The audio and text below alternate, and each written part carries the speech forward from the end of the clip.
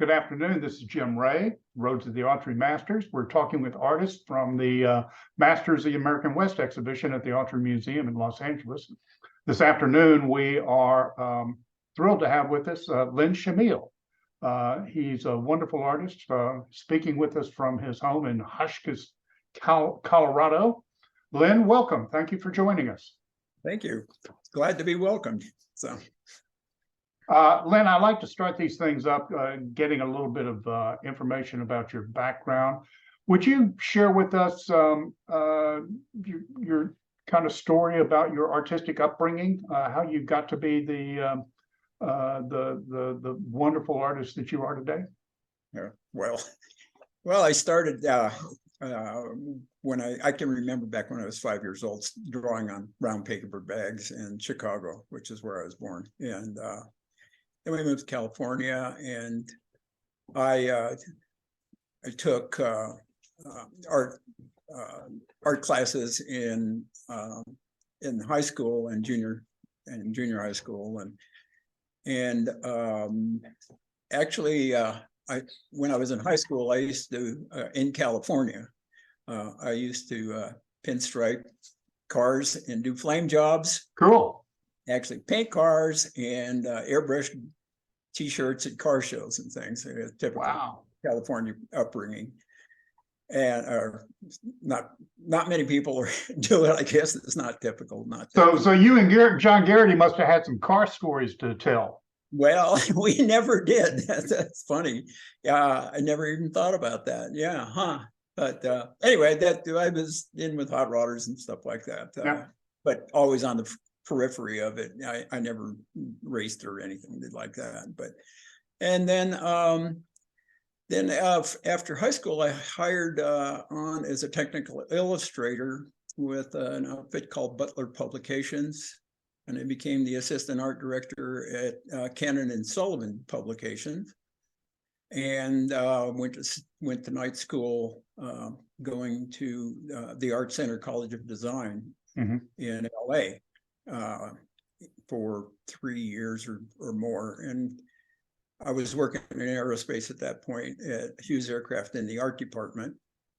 And I quit Hughes and started freelancing. I moved to Hollywood and the Silver Lake district there, and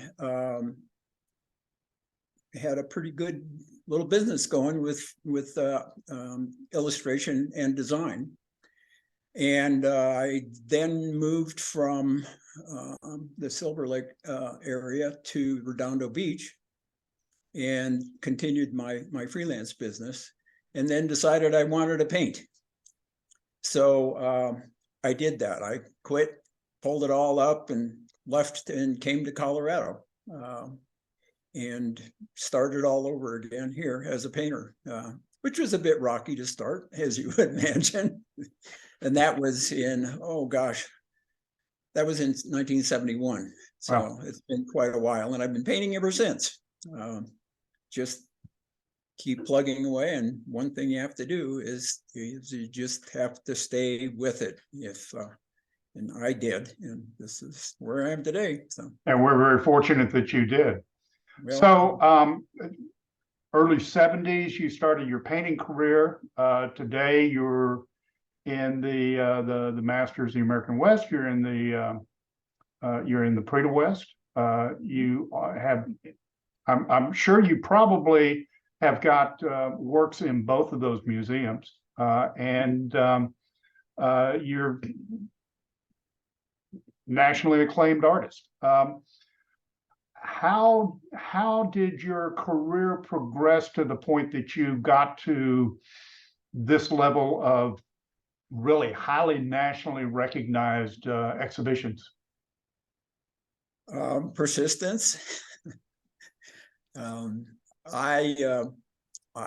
don't know. It's just sort of happened. I didn't program this. I had no real clear picture of what I wanted to achieve. I am a person that kind of just follows on with in front of my nose and just keeps going at it. just working away.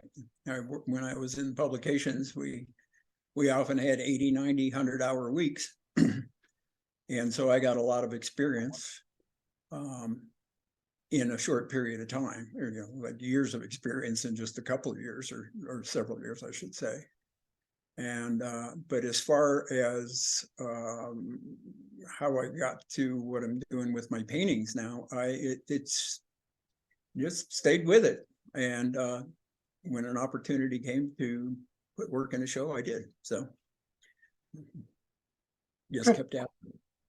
Speaking about work, let's talk about the things that that you've sent over to us for the Masters show coming up in February. I think the first thing I seen, and I think it's probably your catalog work, is row upon row in Paso. What can you tell us about that? Well, I have a vineyard, and I drink wine, and I make wine.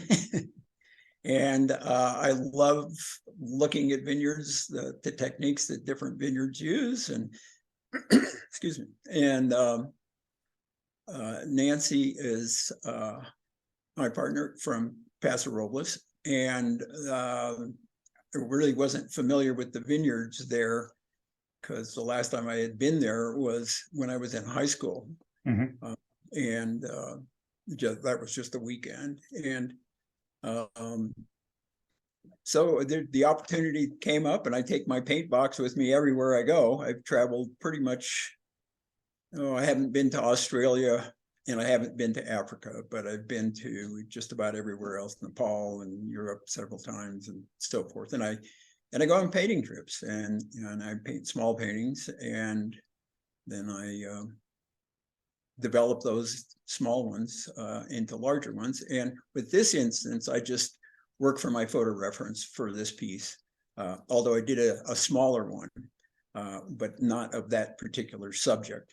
But my small pieces are my reference, and actually take me back to being kind of emotionally in that place that I've painted that small one. And so I get those little paintings around me when I'm working on a larger one. That particular one was, as I recall, it's been quite a while. It was on the east side, and Pennington Lane, Pennyman Lane, or Pennyman Road, or something like that. I don't exactly remember. So been a while. So yeah. So those vines are in Eurasian. It's after they've dropped all the fruit, and the leaves are dying off, and it brings out these beautiful fall reds and yellows, and it's very colorful. Yeah. You were out on a walk with your dog Maisie and stumbled across some prickly pear. What's that story all about? Well, I was coming back from Grand Junction, which is about 40, 50 miles from here, and as dogs typically do after they've been in a car for 3 or 4 hours, we want to consider them. So it was time for a pit stop, and it was a place in a canyon, Dominguez Canyon, which is a beautiful canyon in itself. And so we got out. It was in the winter, and it wasn't much snow on the ground. It was a couple inches, and just kind of walked around. And the iPhone camera is a wonderful thing to carry around with you. Yep. And wasn't going to be. It was kind of late-ish in the afternoon, and so I look around, and I kind of like to get up close and look at things closely, and rather than just the broad view of a landscape being out there. And so I took a few shots, and a couple of Maisie out there too, because she's a really pretty dog, and my hunting dog. So, and that's kind of the impetus of it. That was a couple of years ago, and just looking back through my references and photo reference stuff on the computer, and went, if I crop that thing down and really got in close, and I love painting cactus anyhow, because they're so much fun that you can just jimmy the color all over the place and just have fun with them. And that particular photograph that I started with was almost black and white. It was a gray day, and I just emphasized in the winter, when the cactuses don't have much color, they get pretty much either gray or brown, or some shade of dark green or neutral colors. And so I just emphasized the color in it, which I like to do. And that's where that one came from. And Maisie is a great picker. She knows where we should stop. So this next one is, and I can't wait to see this one in person. It's a really broad view landscape, as you mentioned, more soon season. Well, yeah, that's the monsoons out off of my front porch, actually. And this year we were lucky enough to have them come through. It's been a little spare for the last several years, and we've been dry, much as the rest of the Western United States. So it was a real joy to see these things. And when they come through, they come on off the desert, because the Utah deserts are just to the west of us. And when they come in, they have a lot of ground to cover, and they can build up and really create some really dramatic cloud forms. And there was a lot of editing done on that because it was really a complicated situation with that, with the clouds and so forth. So I just tried to get it down to what I needed to get the message across. So.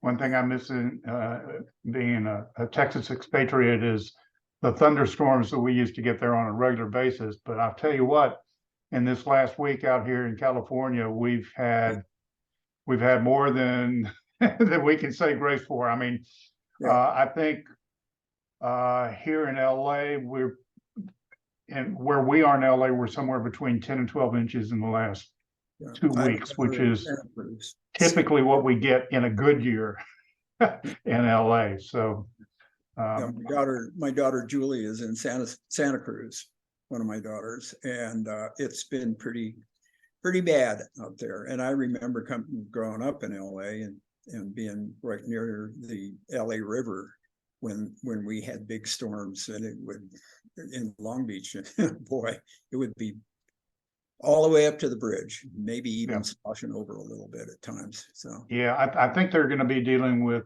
some pretty massive beach erosion all along the West Coast. I haven't gone down to see what the erosion looked like after the last storm that came through, the last leg of it, but I came down before that, and the first quarter of the beach was eroded down by a foot to a foot and a half.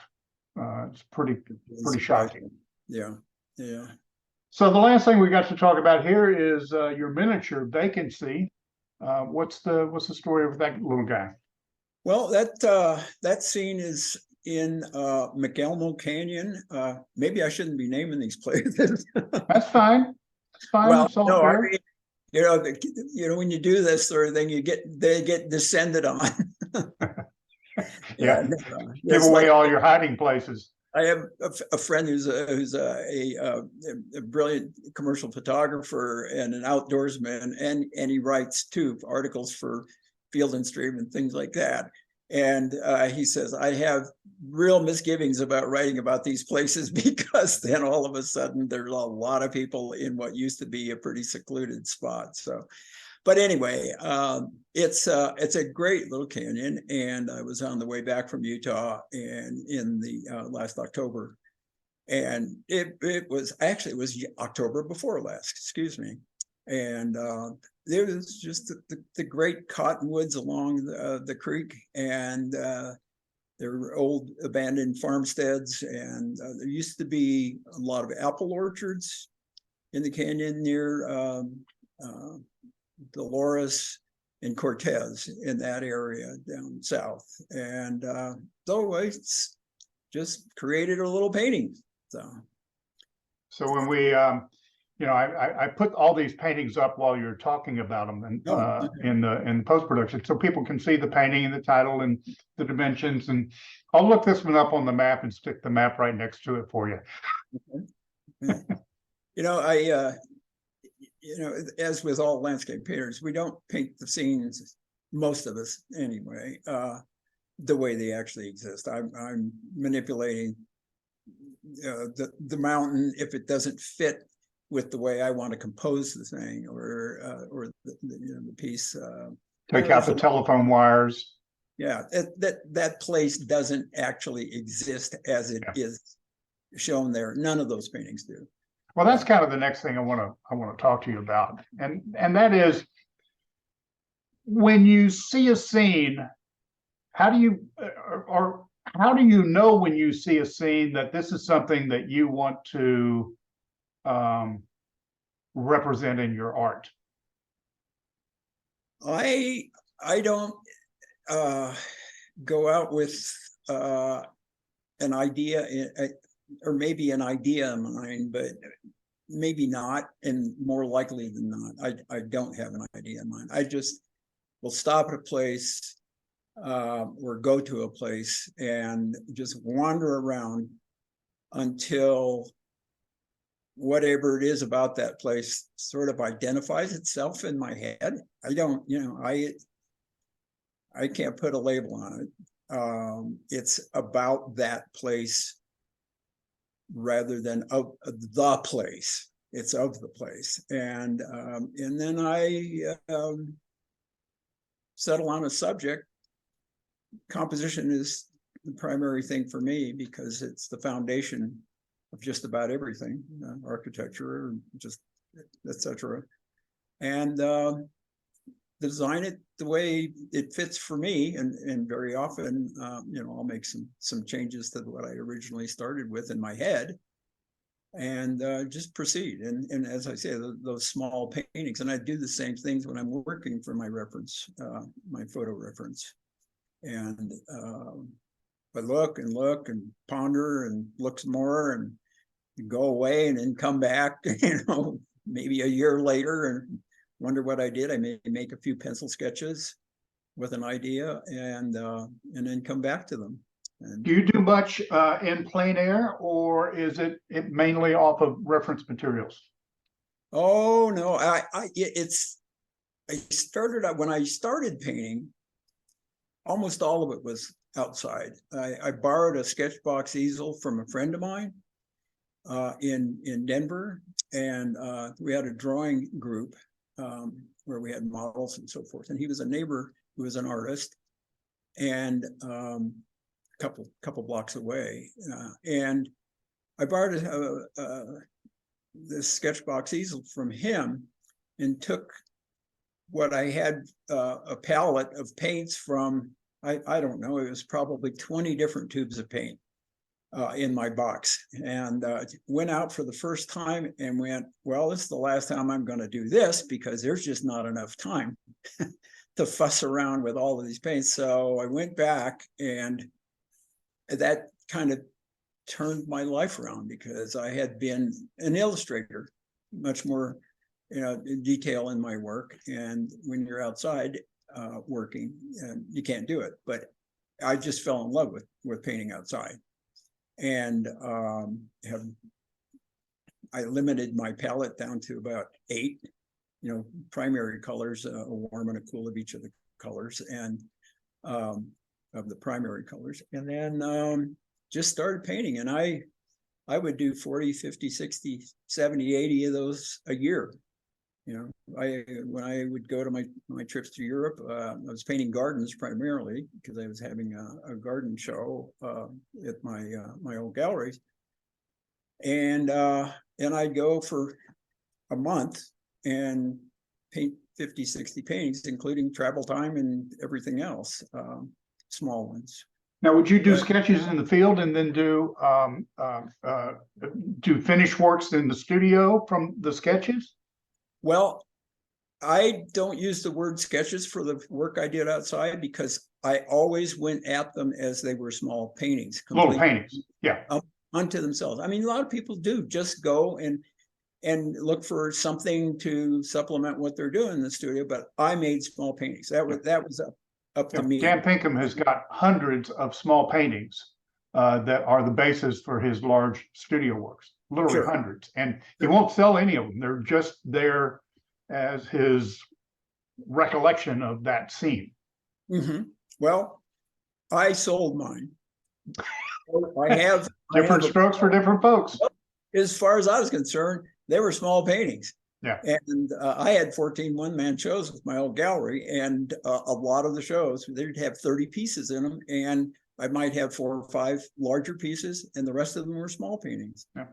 And I finally figured out that I was putting frames on 30 pieces when I could be putting frames on a smaller show with maybe 7 or 10 larger pieces or so, and I'd only have to frame 10 pieces. So And making the same money. yeah, maybe, who knows? It was a lot. I mean, it was more work in the studio, and that's what I was going to say. When I moved here to Hotchkiss 23 years ago, and even before then, when I lived in on the Front Range of Colorado, I just started spending more time in more development in the larger paintings, and started really enjoying it in larger sizes, and developing my smaller paintings, you know, maybe using those as part of a larger painting, maybe just enlarging what I had as a small painting into a larger one with a lot more, you know, little tweaks and maybe more color nuance and so forth. You only have a couple hours to get something done outdoors, unless you keep going back to the same place as Monet did, or, you know, something like that. But and these days I'm just enjoying painting larger paintings, so I don't go out as much as I used to. But that kind of gets me to the last thing I want to try to cover with you, and that is, over the long course of your career, how have you seen your process evolve?